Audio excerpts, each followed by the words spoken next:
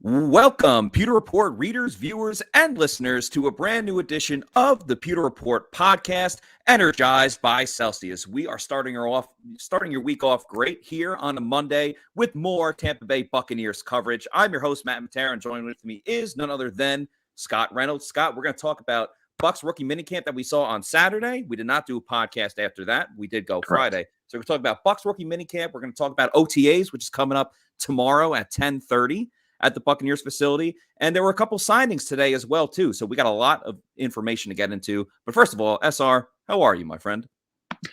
I'm doing great. I mean, actually, I'm not. I kind of am, but I'm kind of not for a couple of reasons. Number one, I'll say this. The reason why I'm doing great is probably because of not what happened to me yesterday, but really what happened Saturday night, which is the Lightning won.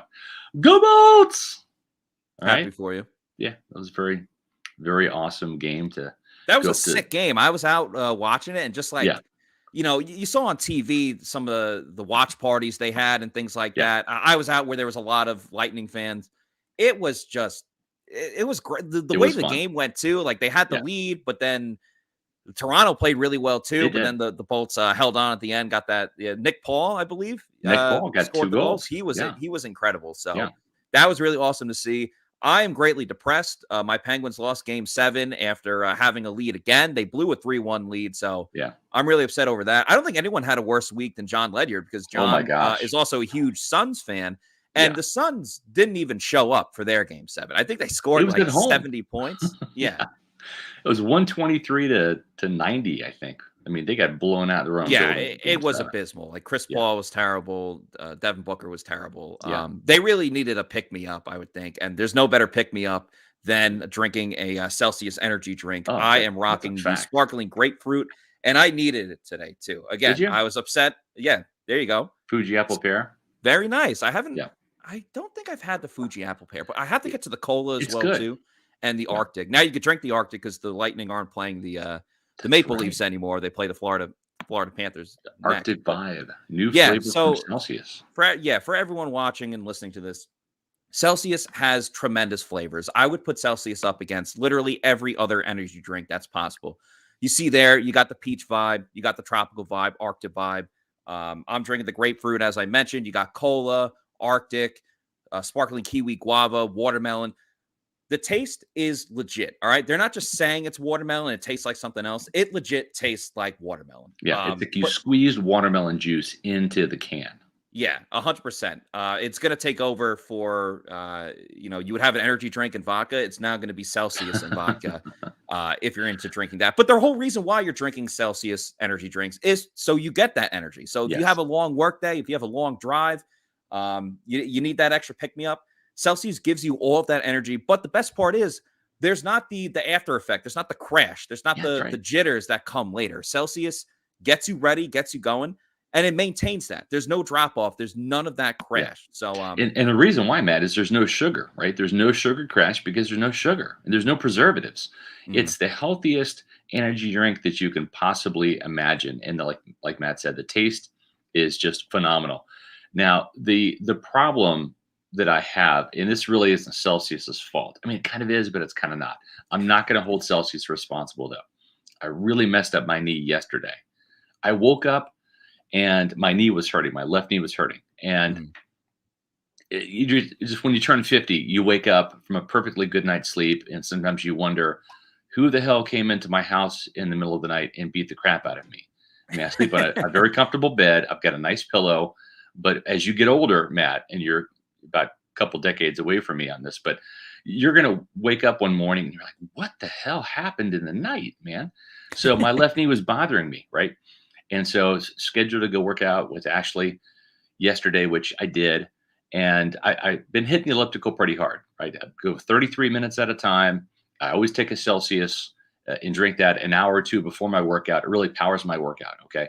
So I'm feeling pretty good. Even though the knee is like a little tweaked from the night, I'm hitting it, right? And and the thing is the first couple minutes, they make the big difference. Like, am I going to go for my personal best or not, right? That's kind of decided right there and then, because you got to commit, right? Matt, I committed. I felt the Celsius pouring through my veins saying, go for it, Scott. You can do it, even with a bad knee. So I listened to that.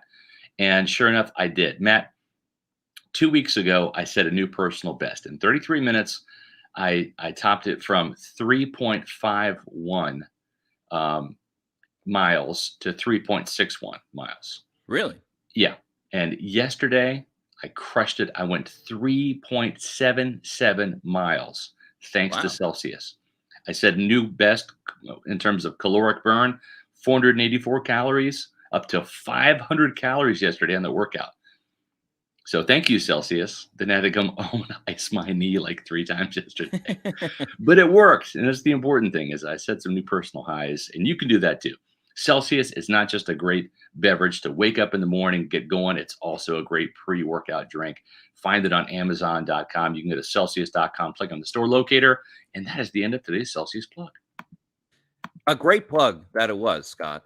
Kudos to you for, it's the playoffs, as we just talked about. Everyone's got to be all in and put in their effort. So you're putting in your effort there, too.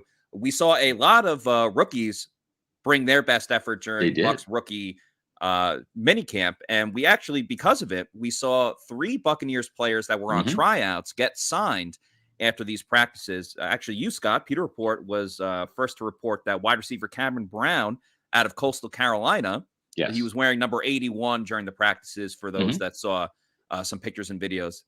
He was signed. James Howard, a tight end from Yale. So Bucs sticking with the Ivy League tight end undrafted free agent route. Obviously, Cam Brate went to Harvard. We don't talk about that enough. And then the last one as well, too, was Mike Green, defensive tackle from James Madison. Funny enough, I mentioned Mike Green in our Bucs rookie minicamp report on day 2. He had a nice play. And let's take it with a grain of salt. They're going up against offensive linemen that, with the exception of Luke Gedeke, is probably not going to be at training camp, as we just found out. So it was a great rep, but he pile drived the offensive lineman in front of him, like barreled him over, took him to the ground. It was a nice rep, and obviously the coaches thought it was good enough, his performance throughout the whole weekend, to sign him. So Mike Green out of James Madison was the 3rd Bucs rookie free agent signing, too. And I thought it was interesting as well. The Bucs, we talk a lot about the pipeline they have with, Washington, where they drafted a bunch of players from Washington. Huskies. Joe Tryon, James Madison as well. There is maybe not as big of a pipeline, but the Bucs have had a couple of James Madison players in the past, including Earl Watford. So we'll see what happens with Mike Green. There's obviously an opening at defensive tackle with Ndamukong Suh not there and Steve McClendon not there as well, too. I'm not saying he's going to make the team, but, it's just someone to keep an eye on, see how he does during this training camp. And the Bucs, I think, are better than every team when it comes to finding that diamond in the rough. And we'll see if one of these players could be the next, folk story that we talk about in years from now. You're right. And you mentioned the tight end that they signed, J.J. Howland from Yale, 6'6", 255-pound guy. The Bucs like those big tight ends, right? He fits their athletic profile. And the thing is, I think that he really stood out. And J.C. Allen and I were talking about this watching the Saturday practice. We just kept saying, "Who's this 84?" I mean, I know they signed Ben Biese or Biase, however you say his name, the kid from like Wisconsin, River Falls, or whitewater rafting, or wherever he's from. But the other kid, the Yale kid, number 84, who was wearing Cam Brate's jersey, the 84. It's kind of funny because you have to wear some of these players' jerseys, right? Like we saw 97 out there. We saw 45. We saw a tight end wearing 45. It was like, oh, Devin White, 20-yard reception. Like he's really versatile. Yeah. It's just for the tryout players, just for the rookie minicamp. But Howland really did a pretty good job. I mean, he was one of those guys that stood out to us and said, he's not dropping anything. He's catching everything. So he looked really good, and I thought he was a player that stood out. We included him in our Insider Bucs rookie minicamp reports on Saturday. So appreciate everybody who was visiting pewterreport.com over the weekend. We had some really great traffic. Thanks to you all. We appreciate you Pewter people out there doing that. And we also appreciate you guys getting us closer to 8,400 subscribers on Pewter Report TV here on YouTube. So make sure that you're subscribing to our YouTube channel, Pewter Report TV, and hitting the like button on all of our videos. What that does is that gives YouTube, the algorithms, the go-ahead to say, hey, this is a really cool Buccaneer video, podcast, whatever. make sure you put it in front of other Buccaneer fans, and that's what happens. And that's how more Buccaneer fans join us and subscribe. So we appreciate everybody who has subscribed to us on Pewter Report TV. If you haven't yet, make sure you do so. Hit the like button on our videos. Yes, thank you, everyone. We couldn't do the show without you, the Pewter people, so we really appreciate it. And we appreciate everyone that's in the comments as well, too, interacting with us. We got a comment here from Zach Jarvis. He said, what about Derek Brooks' son? So, yeah, Derek Brooks' son was there. We actually spoke to him on Friday afternoon. It's cool, you see a legacy like Derek Brooks getting his son opportunity. Right. He's in the Bucs Ring of Honor and everything like that. But you mentioned it as well, Scott, too, either in writing or on here. We had a conversation about it where, his best year at Florida State was his freshman and sophomore year. I mean, he didn't even really get playing time. The last 2 years, he totaled the last 12 tackles. I mean, in Declan Brooks is just not his dad, right? I mean, Declan is a good athlete. I think he's an inch or two shorter than his dad. It just didn't stand out, and it was probably a favor to Derek Brooks, and that's okay. I mean, it's a good experience for his son, Yeah, it's a cool story for a day. It reminds me of a couple years ago. Vinny Testaverde's son played quarterback for the Bucs. I believe it was in 2019. It was Bruce Arians' first year here, and he actually started at quarterback in that last preseason game against the Cowboys. He was never really going to make the team, but it's a nice little moment for a day or for a game in that sense. And I think, for all Derek Brooks did for the Tampa Bay Buccaneers and getting them their first Super Bowl, the least the Bucs could do is give his son a tryout. That's right. At Bucs Rookie Minicamp. And a great question from Mark Fisher, who is going to donate to the site rather than necessarily doing a super chat. We appreciate that, Mark. And thank you, Mark. We'll get to that in a second. But tryout players and rookies for OTAs. Do the Bucs pay for a hotel and food for them, or do they pay for their own lodging for tryouts? No, the Buccaneers actually put the players up. I believe they fly them in too. So they get transportation here. They get to try out. They get to eat right at the team facility, and they probably get a meal. That barbecue that we were smelling. Yes, exactly. That was some good barbecue smell. We didn't get to try it, but yeah. So that they are compensated in food and lodging for coming in and getting a chance to show up and show out for the Buccaneers and get some film out there. For the people like Mark who don't necessarily do the super chat thing for Pewter Report, and that's perfectly fine. We appreciate donations any way we can get them. The one way that Mark donates to Pewter Report is another way you can, which is by going to our website, pewterreport.com/donation. There you can sign up for a one-time donation. Think of it like as an internet tip jar, right? If you like our Bucs minicamp coverage, if you liked our draft coverage, if you like our columns on pewterreport.com, if you like the show, if you like the videos that Matt clips to put up on our YouTube, and you want to donate to us and say, attaboy, guys, you can do that at pewterreport.com/donation. A one-time donation for as little as $10 or as much as you want to give. Or if you want to become a monthly donor, we have them for as low as $3 a month, $3, $5, and $9 options. So we appreciate everybody who has taken the time to donate to pewterreport.com, whether it's on a one-time basis or a monthly basis. That's right. And thank you again to all of our fans that are reading, listening, and watching. All right, Scott, as we talk a little bit more about Bucs Rookie Minicamp on day 2, and we have our report and review on pewterreport.com as well, too, that I will post in the chats in a minute. And we will then get to, we will set the table. We'll set the stage, as they say, for OTAs, which is coming up tomorrow.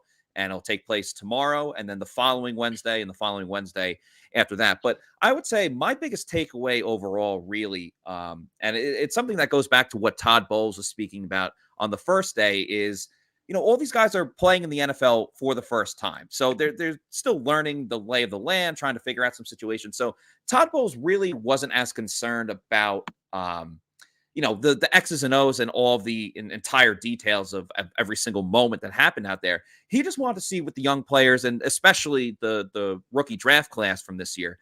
He just wants to see how they take to coaching, how they respond to certain things. As you see the picture here of Logan Hall working on some drills. And if they make a mistake, how they correct that mistake, how they learn from it. So on Saturday in particular, I was watching a little bit more of the defense. You were watching a little bit more of the offense. And the day before, we obviously switched that. And I'm glad you just put up this picture of Zion McCollum because McCollum was a guy that really stood out to me in terms of what Todd Bowles was talking about, because I was watching the individual drills when the corners with the corners coaches, safeties were with Nick Rapone, et cetera, et cetera.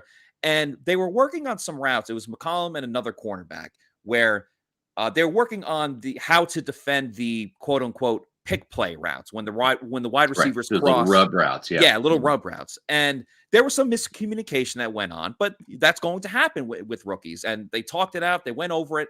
And then in when they went to 11 on 11s, McCollum, I don't even want to say he got beat, but he allowed a pass that was caught on a route ran by a receiver. Right. And McCollum probably should have been in position and should have made the play, but he didn't. But you know what? He bounced back. He didn't sulk. The next play, he was up in the grill of the receiver, had his hands on the guy, hand fighting. I just thought it was exactly what Todd Bowles was talking about in terms of you learn from your mistake. If you make a mistake, you move on to the next play and go out and make the next play. And I thought McCollum really responded well to that. And it kind of speaks, as we mentioned on the podcast on Friday, just McCollum loves life. He was smiling from ear to ear. He was so appreciative. And I just think he's really, and he talked a lot about how Kevin Ross, the cornerbacks coach, has been a big influence for him so far. I really think he's taking to this very well, and he's learning from his mistakes and any issues that he had. He's correcting them quickly. There's still a very long way to go, but I was very encouraged by what I saw from him. Yeah, and one of the players too that you wrote about over the weekend was Luke Gadecki. That was the player out of all of them when we asked Todd Bowles who he wanted to see the most in the OTAs out of the rookie class. That kind of surprised me a little bit. Did it you?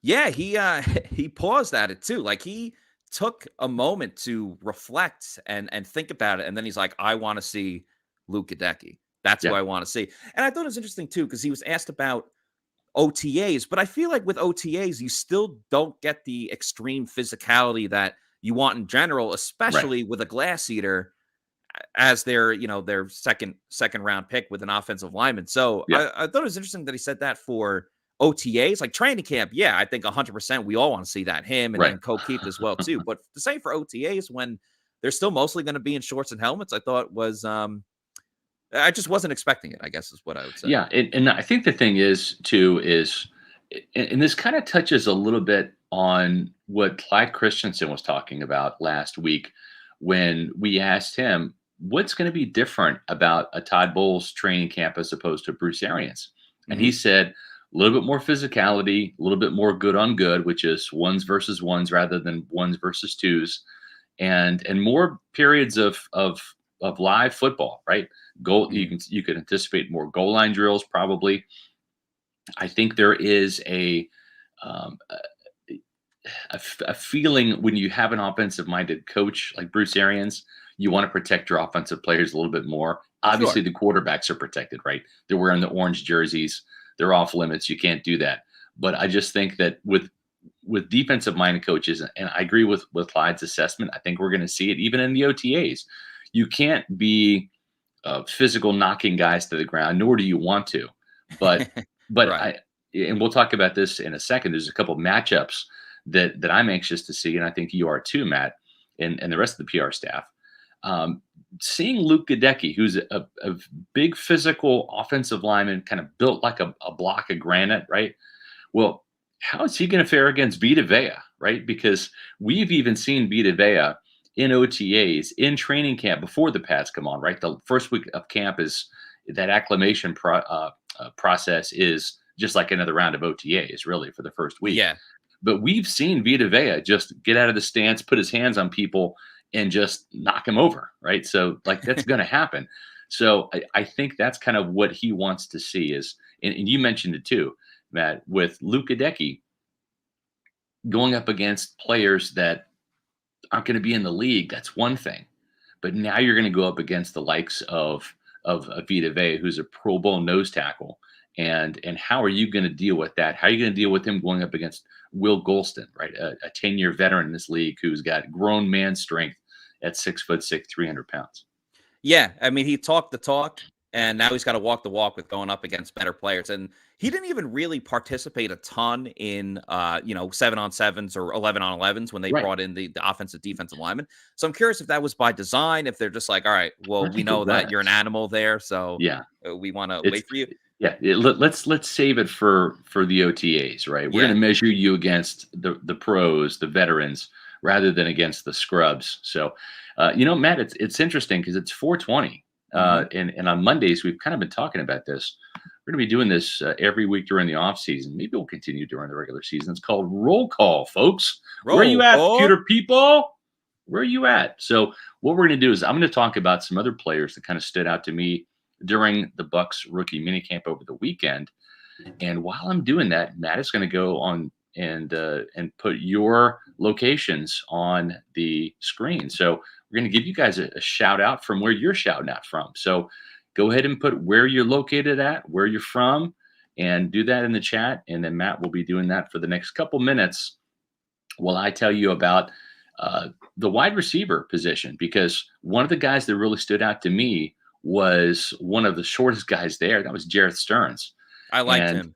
yeah, you liked him. I was talking to JC about him. I was even talking to Rick Stroud from the Tampa Bay Times. And Stroud and I were talking the other day about how this guy just doesn't drop the ball, right? And he kind of reminds us a little bit of a shorter, shiftier, a little quicker version of Adam Humphries. But when Adam Humphries came in from Clemson as an undrafted free agent, he was the same way. He was a steady Eddie, right? He was a guy that just caught the ball, got open and caught the ball. Wasn't flashy, just very workmanlike in his approach. And there's something to be said for that, because the first job of a wide receiver is get open. The second job is to catch the ball when Yep. thrown to you. I mean, it's really that simple. I remember having a conversation with Taekwon Underwood, former Bucs wide receiver. Yeah. And he spent some time up there in New England with the Patriots organization. And he was struggling a little bit, and Bill Belichick called him in to speak to him. And Taekwon told me, he's like, yeah, I was really kind of nervous, walking in there, just a one-on-one meeting with Coach Belichick. Thought I was going to get cut. And he said, Ty, go ahead and have a seat. He said,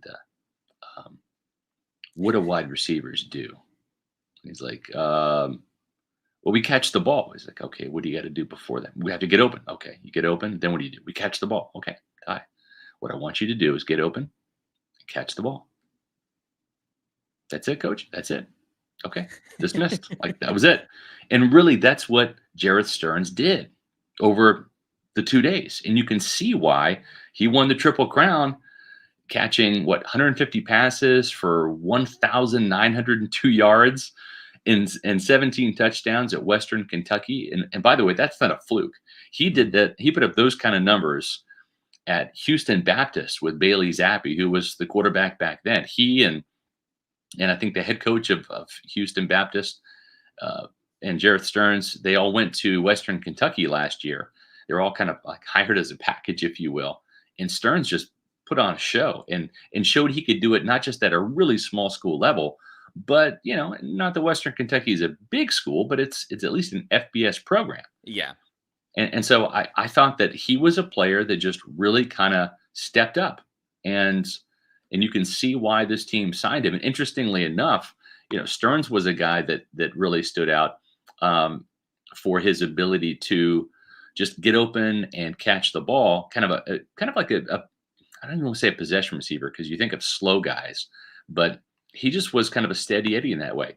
The other guy, who's even a little bit shorter, 5'7", weighs less, instead of 183 pounds, Devin Tompkins from Utah State weighs 167 pounds. This is a tiny guy, but I thought he also impressed with his speed as well. Not as much as Jarrett Stearns, but I thought that he had a pretty good camp as well. Yeah, in my opinion, Stearns was the standout player of the entire camp. I mean, he's fast. I wish he's not the prototypical size that a Bucs coaching staff looks for. We'll see again if that changes a little bit with Todd Bowles as the head coach and not Bruce Arians making all the decisions. But he, without question, you just saw the athleticism. I mean, he's 5'7", but he plays like a bigger receiver than that. Right. And he's got crazy athleticism. Like he's able to jump. He's jumping before the He had ball a even 40-inch gets vertical to him. Yeah. So he can play big if he needs to, because he can get high up enough. But I was most impressed too. Listen, they're running on air. There's not a lot of physicality going on, even when they go up against, the defense, the corners and the safeties. But he was making tough catches. Like he was making catches over the middle, outside, in between traffic. That was the biggest takeaway for me. And you mentioned Tompkins, and obviously Brown got signed out of this practice as well, too. So I thought those three, it was a really good trio of wide receivers that. I wasn't as impressed with Kalen Geiger, the Texas Tech kid. I thought he was okay. And I almost thought that they would swap out Cameron Brown for him, but they didn't. They ended up cutting another receiver today, Watkins. Austin Watkins. They cut him instead, and they also cut Kobe Smith, who had been a practice squad player for the last couple of years to make room for Green. But I would say Stearns was the more impressive out of the four, as it turns out, undrafted free agent receivers that were in camp. Three of them were, and as you mentioned, Cameron Brown was a trial player, but then they ended up signing him. Yeah, and it'll make for a really good competition at wide receiver for OTAs and training camp as well, too. Like the Bucs have a lot of bodies at wide receiver going into 14? Training camp. Is that right?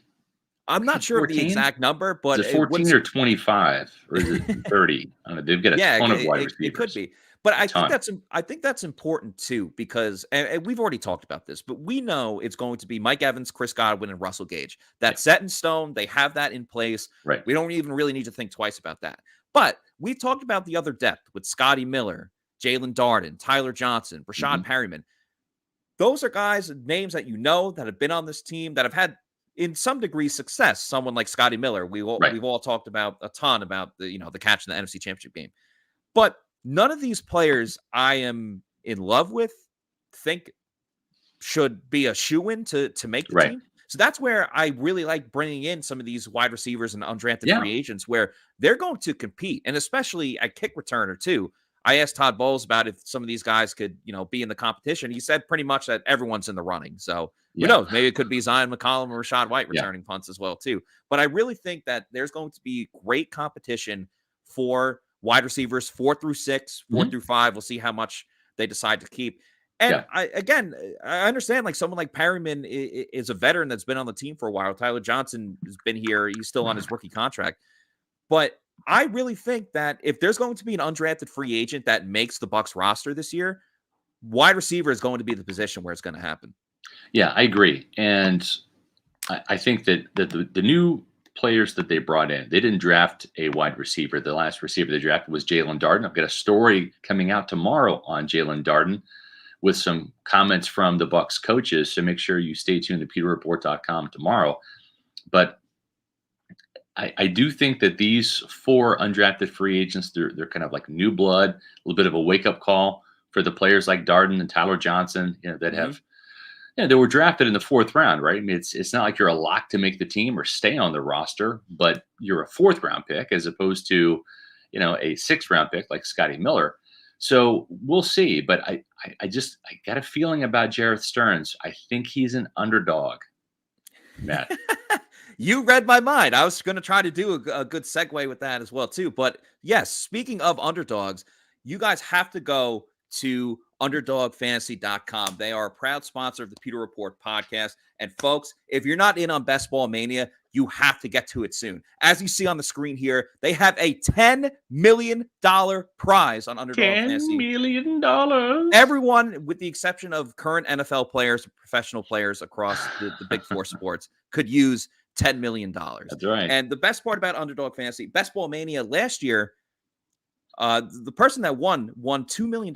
They set their lineup for Best Ball Mania in June. Okay. So the more that you draft and the earlier you draft, the better chances you are going to have to win this big prize. But the awesome thing about Underdog Fantasy is that, they have different drafts going on all the time, and it's all set it and forget it. So you draft your team. You don't have to worry about week in and week out. Oh, this player's on a bye. This player's a little bit hurt. This guy's going up against a really tough defense. I don't know whether or not to start him. I don't have another good option. No, you just bet. You just pick your team. You place your wager in before the season starts, and it's very low risk, high rewards, and your team is good to go. You don't need to think twice about it. And also, too, with Underdog Fantasy, you have the long-term thing, set and forget it, as I just mentioned, but they do weekly and daily fantasy as well, too. You want to watch Monday Night Football, have a little more skin in the game? Prop stuff, yeah. They have awesome props across the board. So make sure you sign up for Underdog Fantasy using the promo code Pewter, and they will double your first deposit. So that's Underdog Fantasy. Again, $10 million.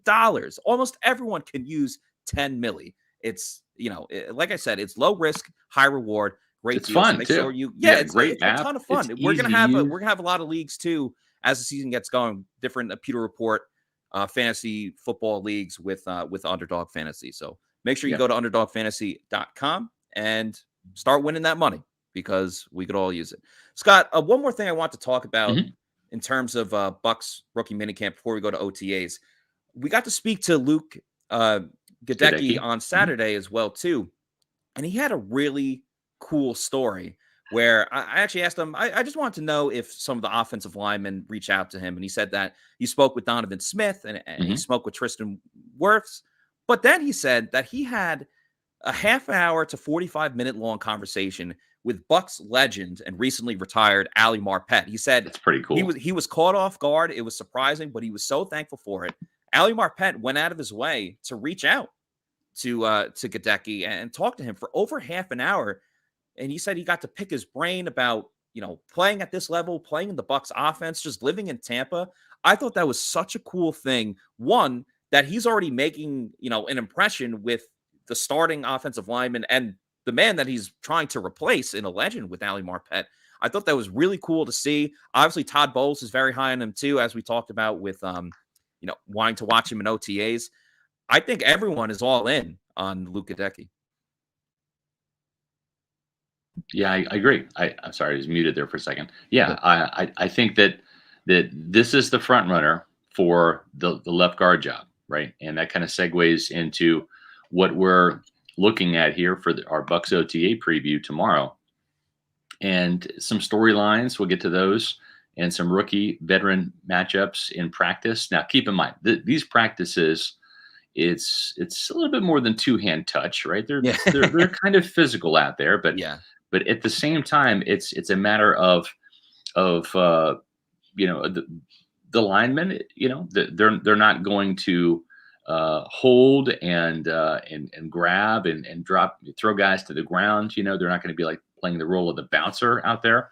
But at the same time, the defensive linemen, the edge rushers, they're not going to use a bunch of moves on you're not going to see too many club rips and getting to the quarterback, right? So let's look at some of these storylines here. I think one of the big ones is quarterback Tom Brady. Is he going to show up to OTAs? He kind of surprised people by showing up for phase 2. I'm of the opinion he showed up for phase 2 so he can skip phase 3. And I think this is part of the plan to get Kyle Trask as many reps as he can. And if Brady's there, like you even heard Todd Bowles say, if Brady's there, he's going to get some reps. He's a competitor, right? So I think that Clyde Christensen, Byron Leftwich, who's been on record saying, I don't need to see Tom at all. I think the game plan is to have Brady skip the OTAs to get Kyle Trask a bunch of reps, because that's where Clyde Christensen said he's really going to be evaluated in these OTAs. What do you think, man? Right. If they don't get a chance to look at Kyle Trask now, then they never will, because by the time training camp gets here, that's when Tom Brady comes back and gets all the reps. And obviously you're going to have Blaine Gabbert in training camp as well, too, who Todd Bowles said it's an open competition, but Clyde Christensen said that it's Blaine Gabbert's job. I think Christensen is just way more bluntly honest, where Bowles obviously has to put on a little bit of a mask when it comes to giving away all personnel information. But yeah, I think this is really important for a time to get Kyle Trask going, see what they have, see if they want to invest in him for the future. And we've seen too in the past, we talked about that Brady hasn't been to OTAs in over a decade, going back to New England, and he hosts his own OTAs, going to Berkeley Prep or going to another school. So I'm sure, I'm sure he'll end up doing something like that too. It did cross my mind though. Like I would still put it at like 90% that Tom Brady's not going to be at OTAs. But Right. it did cross my mind if this is Brady's, like last year he's done playing, and we don't know that to be a fact. But if it is, what if he's trying to, soak everything in as much as he possibly can? Like, all right, this is my last OTAs. Yeah. I'm going to be back for this too. And that's why he was in the facility last Right. week. But as we saw too, he posted that video where he was riding his bike around New York City. So I'm sure if he's not at Bucs practice, he's obviously a very busy man with a number of different things. Yeah. So I would put rocking it that Brady brand now. Yeah, exactly. So I would put that Brady's not going to be there. But I did think about it for a moment, like, all right, well, if this is his swan song, then why not do everything that you possibly can? But at the end of the day, I think it's just going to be trash doing this thing. Yeah, especially because OTAs, they're really like flag football, right? It's and he's gonna be here for the mandatory minicamp, which the only difference is that's just 3 OTAs. There's no difference. Yeah. It's just mandatory. That's it. So OTAs are not mandatory. They're voluntary. The 3-day minicamp, which would be June, I think 7th, 8th, and 9th, I believe. It's like early June. It's first or second. Thank you, week. Todd. We get to go on vacation a little bit early. That's nice, considering that. I don't know about you, Matt, but I always have people say, so how's this off season treating you? It's like, I'll let you know in June. Right? I mean, we get 1 month of, middle of June to middle of July where there's no football, but then everything else too. Like even when we're not in season, there's the draft, there's free agency. There's always different. There's retirements. There's unretirements. There's more retirements. I mean, it's been nonstop. It's Senior Bowl, Combine, NFL owners meeting, the draft, free agency. It's wild. Schedule release. I mean, it's one thing after another, which is great. I mean, I'm not complaining. I mean, a little bit, but it's a lot. I mean, you go from football season, and the only difference between football season, Matt, and not having football season, and really, I used to say January, but now it's February for the Buccaneers because they're in the playoffs. But February, March, and April, and May, the only difference is you're not working on Sundays, right? I mean, that's it. I mean, you're not at the stadium watching football. Otherwise, it's the same thing. So you go from working 6 days a week during football season to only 5. So you do get that extra day, and of course you've got the funny thing rookie too is minicamp on a Saturday. Funny thing too is like this is 24/7. Like even yesterday, I was getting ready to like go out to lunch, and then Greg Allman reported that the Bucs are going to have joint practices with the Dolphins. So I was like, all right, well, lunch is canceled. I got to write the story that that the Bucs are going to be hosting the Miami Dolphins, which that would be cool. Joint practices, in my opinion, they're obviously great. Awesome. Yeah, they're great because you're not going up against your own teammates. Right. And Bruce Arians, I know he's not the coach anymore, but he was big about like no fighting. We still saw Antonio Brown cock his fist and, hit a guy, but he was just swatting at flies, right? Yeah, but I think anytime that you can bring in more competition, go up against different players. And that's going to happen twice this year. Yeah, exactly. In Tennessee and then the Dolphins. So. Have the Bucs ever done that before where they've had 2 joint practice, like with 2 different teams, like in a training camp? I don't think so. At least my old man memory. I remember 1 year. Gosh, right.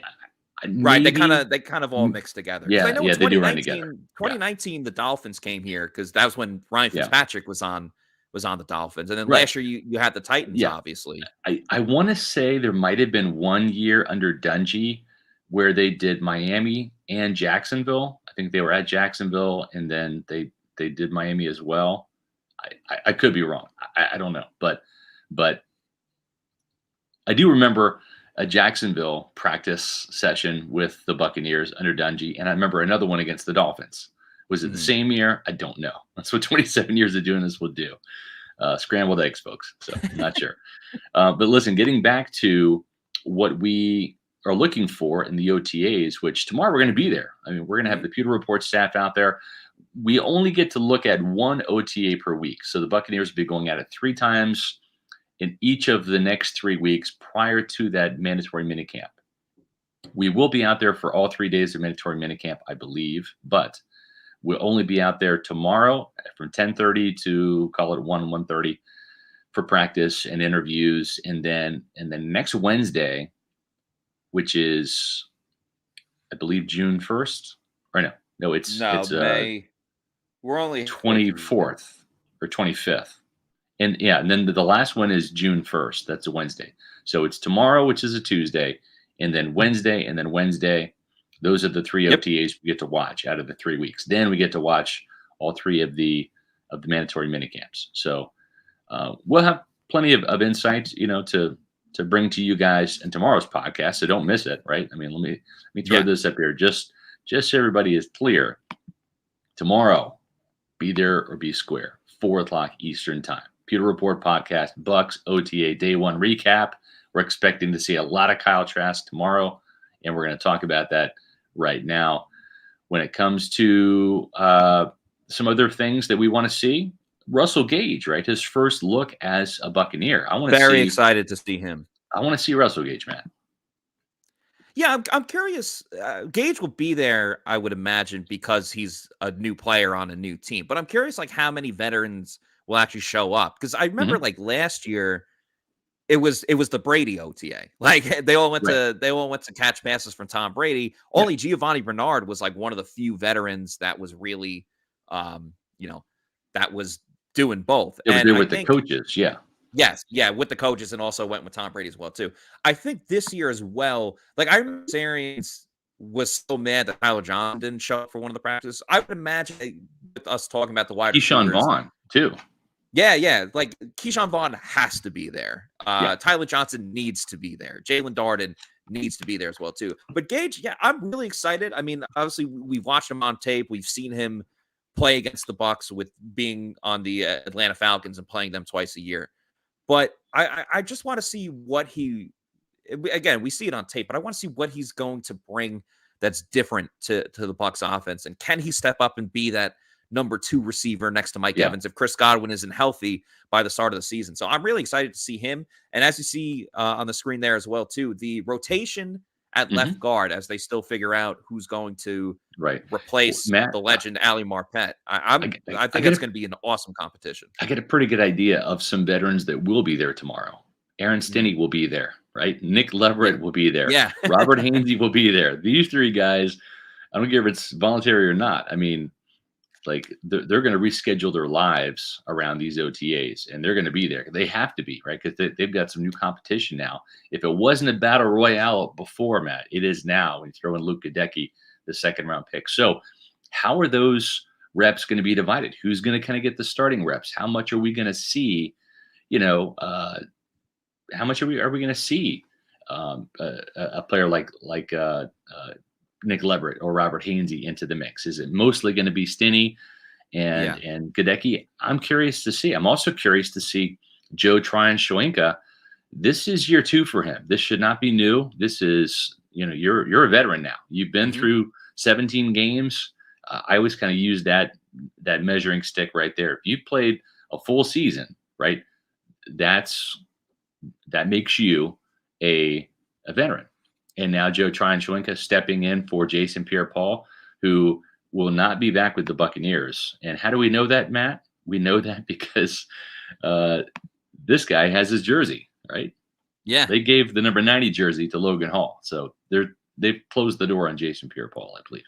Yeah, we spoke about this a lot on Friday, so everyone watching this can go back and watch that show. But it seems that the Bucs are moving on from Jason Pierre-Paul, and they're going to be moving away from Ndamukong Suh as well, too. Veteran guys. Suh, I still think there's a little more gas left in the tank, but veteran guys that have lost a step, or in JPP's case, just a lot of injuries and can't sustain the high level of play that they once had. So the Bucs are moving in a different direction there. Yeah. Really excited to see Logan Hall against Shaq Mason as we talk about the rookie veteran matchups. Again, it goes back to what you're talking about with Gadecki too, where these guys can go up against college level players and rookies that aren't going to be on the team come August. But it's another thing when you're really thrown into the mix, going up against some of the best players too. Like, I know we're talking about rookies and veterans, but I hope Logan Hall gets to go up against Gadecki and we see those 2 rookies. Yes, that would be interesting, right? Really battle it out. The first 2 picks as well too, both second-round picks. That's right. So on an even playing field too. And going back to veterans and rookies playing against each other and maybe taking each other under their wing too. there's obviously that connection in Galveston, Texas, with Mike Evans and Zion McCollum being from Yes. the same hometown. I understand, like, a receiver can be a mentor. A player can be a mentor to anyone, but like receiver, cornerback, I don't know how much Mike Evans can help him as a corner. I'm sure he can help him with tendencies of wide receivers and things like that too. Right. But I'm just excited to see the relationship that they form and that they might already have, being from the same hometown. I think it's going to be a father-son relationship, because I think Mike Evans is going to be the daddy in this one. Right. I think that's what's going to happen, right? He's going to body him up in the red zone a little bit on some fades to the corner. I like Zion McCollum. You like Zion McCollum. The team likes Zion McCollum. Everybody likes Zion McCollum. Okay, he's making a jump from Sam Houston to the NFL. We saw Jalen Darden struggle a little bit for North Texas, making that jump to the NFL. Matt, you were there at the Senior Bowl, right? And I mean, I was a big Zion McCollum fan. I wrote about him being one of the guys to watch at the Senior Bowl. He really didn't stand out that much because of the jump in competition, right? Yeah, 100%. When we went there, we split up different responsibilities. Like Casey Hudson was looking a lot at the wide receivers. John Ledyard knows literally everything about the draft. And, I was looking at, tight end and some edge rushers in different positions. But McCollum was a player that didn't really, the secondary, I think, struggled, except Jalen Petrie out of Baylor. I think the secondary, there weren't too many standout guys. And McCollum just, I don't think he played bad, but he definitely didn't do anything where I was like, okay, the Bucs absolutely need to draft this guy. Now, the Senior Bowl, while very important and awesome and exciting to go to, I think, if you have a bad practice or something like that, it's not the end all be all. Like you're not going to get overlooked just because of like one bad practice. It can obviously help a lot of people, like Jermaine Johnson at Florida State, who got drafted by the Jets. But yeah, McCollum didn't really stand out there too much. But as you said, it's a learning curve. He's relying a lot on Kevin Ross to help him, adjust to this level, shrink the field, as he's talked about, how it's a shorter field. And so you got a Zion McCollum story coming out tomorrow on PewterReport.com. Yeah, where he talks about his relationship with Kevin Ross and how he's helped him move to this level, and also too just advice that he's gotten from Jamel Dean and Sean Murphy Bunting after meeting them. So keep a lookout for that. Zion McCollum he's a very exciting player in this draft class. I like Zion, and I think you're right. He and Mike Evans both went to the same high school in Galveston. Mm-hmm. You know that Mike Evans is going to take him under his wing, coach him up, right? And it's going to be fascinating to see a 6'2" cornerback that has the speed and athleticism that Zion McCollum does go up against a Pro Bowl, future Hall of Fame wide receiver, 6'5", very physical and fast wide receiver Mike Evans. But I think that he's also going to beat him like a drum. I think that Mike Evans is gonna just give this kid like a welcome to the NFL moment, but then coach him up. But then of course, and that goes back to what I was talking about earlier on, where McCollum made a mistake and then he rebounded from it and regrouped, and that's exactly what Todd Bowles wanted to see. And Mike Evans is like we all know the stories, like how Mike Evans goes out of his way to help out literally anyone, not just his own teammates, but even like I don't know, a week or two ago, Grant Stewart's been going on Instagram Live a lot, like when he's working out. And Mike Evans just like popped in and they were talking to each other on Instagram Live. He's like, yeah, man, just want to say what up and like see how you're doing and stuff like that. It's just typical Mike Evans. Just he likes to help people, but he also likes to beat the hell out of defensive backs too. So Zion McCollum, get ready for Mike Evans. Yeah, and I'm going to look at this training camp too and OTAs through a little bit of a different lens, because I remember last year at training camp, and I wasn't the only one, but we watched Jalen Darden those first couple practices, and we were blown away. The electric speed, just the ability of him to move. Quick feet. Yeah, and then as the season went on, I was like, all right, like, yeah, he's fast, but he's still got to put a lot of stuff together and improve on his route running and hold on to the damn ball too. And so it's a whole different story, Matt, when the pads come on, right? I mean, this is before your time, but Kenny Bell was a 5th-round wide receiver out of Nebraska. I mean, he looked like a star in mini camps and even the first little bit of training camp. Once the pads came on, once he got into the preseason games under the bright lights, he folded. He just didn't have it, right? And sometimes that happens. And some people say, man, you're selling us a bill of goods, touting this guy and he didn't pan out. Well, listen, we're just doing our job. Like my job is And your job, Matt, and the Pewter Report staff jobs are to relay what we see. We're the eyes and the ears of Buccaneer fans at these practices. We report on what we see. We take snapshots, right? We take pictures, but those pictures can change on a daily or a weekly basis. And it's up to the player to put some good film out there, right? Not just for the coaches, right? The video, but also for us, the reporters, to relay that to the fans. And yes, Jalen Darden was very exciting and a very, very interesting player up until the Pats came on in training camp. And then he just wasn't as fast, as electric. Maybe he didn't want to get hit. I don't know. I'm just saying he wasn't the same player. And again, Jalen Darden's story tomorrow on pewterreport.com sheds a little bit of light on that. Yeah, absolutely. And, listen, we get a lot of things right, whether it's Scott, you hitting so many Bucs bets over the years, including this year, such as Logan Hall being the Bucs initial pick in this year's draft. And even things like we point out, like Mike Green, made a play in Bucs rookie minicamp, then the Bucs signed him to a deal. But we're not going to get literally every single thing right. It's just impossible. But yeah, Darden obviously needs to step up this year. And I got to make sure that I don't either fall in love with the player in OTAs or absolutely dismiss a player just because of like one or two practices. So that's something that I'm going to keep an eye on, because the hype about Jalen Darden was very high and then it cooled off pretty quickly. So just got to remember, everyone watching too, that, things are going to change on a day-by-day basis. It doesn't mean that one player is an absolute lock or an absolute dud. There's going to be a lot of ups and downs and in-betweens, especially with someone like Kyle Trask, like Jalen Darden, a lot of these new up-and-coming guys, even like Rachaad White, we've been hyping him a lot too. I'm sure he's going to have a bad practice or two, not coming up, but a long training camp. It's going to happen at some point, but he's going to have a lot of great days too. So Scotty Miller's a prime example here, right? And Tyler Johnson, they were really good in 2020, right? I mean, Tyler Johnson averaged about 15 yards per catch, a couple touchdowns, and just wasn't the same guy last year. Scotty Miller was catching touchdowns, against Minnesota, against the Raiders in the regular season, and then the big catch, the big touchdown against the Packers up in Green Bay.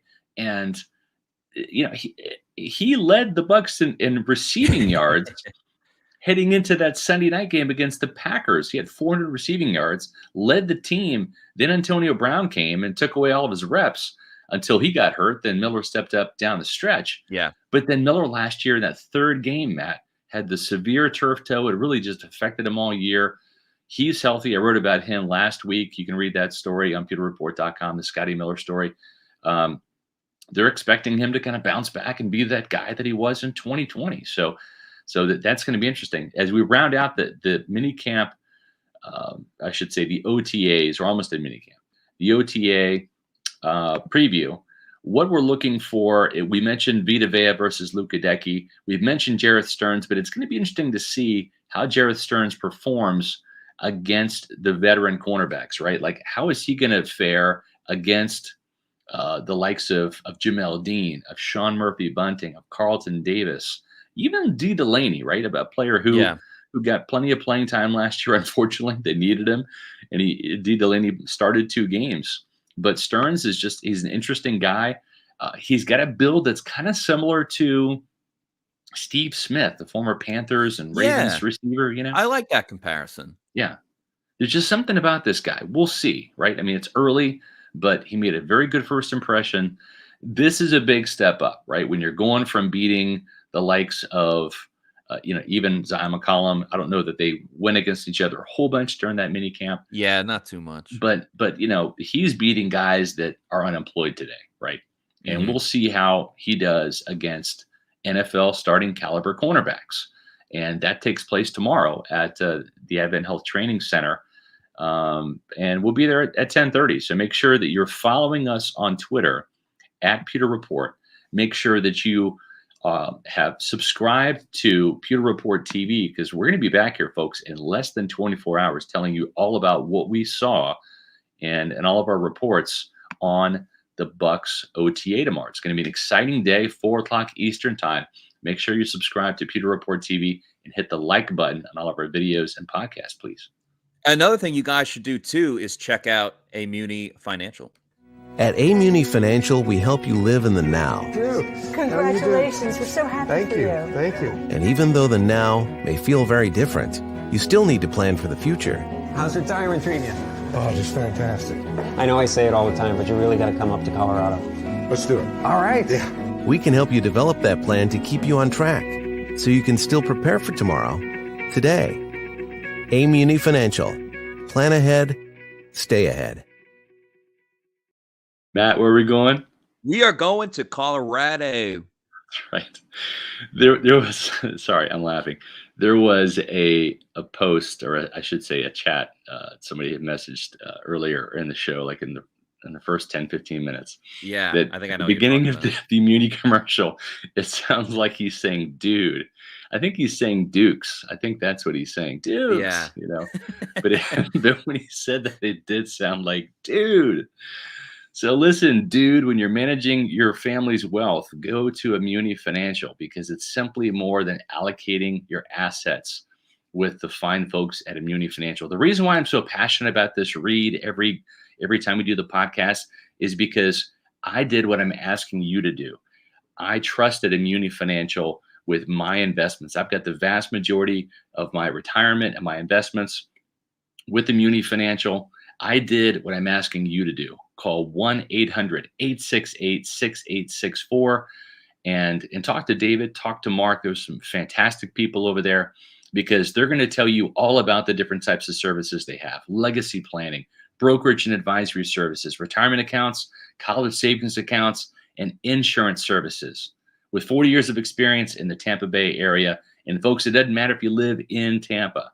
It doesn't matter if you live in Florida. They have clients from across the country. Let Amuni Financial help you plan ahead and stay ahead. Give them a call, 1-800-868-6864, or visit amuni.com. Dude, we got to get to Colorado.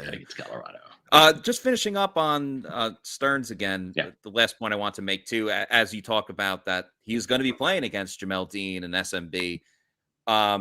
Much like how the Bucs have a prototypical wide receiver, they have their prototypical cornerbacks as well too. Tall, lengthy corners. That's obviously the exact opposite of the wide receiver Stearns is. So I think it's going to be difficult for him, obviously, just the size alone. But again, because of his athleticism, vertical that he is, I think that he has a chance to really make a good showing in OTAs and training camp this year. It's not going to be easy. I think there's definitely going to be a learning curve, as we talked about. But I would not be shocked if he makes another splash during OTAs and as practice goes on. I know. It's going to be fun. Today was fun, right? We had roll call at 4:20. We're doing that every Monday this offseason at 4:20. So make sure when you join us in the Pewter Report podcast, and we podcast every day, Monday, Tuesday, Wednesday, and Thursday here at Pewter Report TV at 4 o'clock Eastern, unless we do some of those fun primetime shows like we did last week. But typically it's 4 o'clock in the afternoon. So make sure you get here Monday at 4:20 when we do roll call. And what we do then is we put where you're from up on the screen, give you all a shout out from where you at, Pewter people. So we had fun doing that today. We'll do that again next Monday. So for Matt Matera, I'm Scott Reynolds. We want to see you back here tomorrow at 4 o'clock Eastern time for our Bucs OTA wrap up. Matt, it's going to be a big show. We have a lot of news to cover tomorrow, not just the rookies, but also the veterans we'll be seeing at the Advent Health Training Center. So for Matt Matera, I'm Scott Reynolds saying we'll see you tomorrow for another edition of the Pewter Report podcast.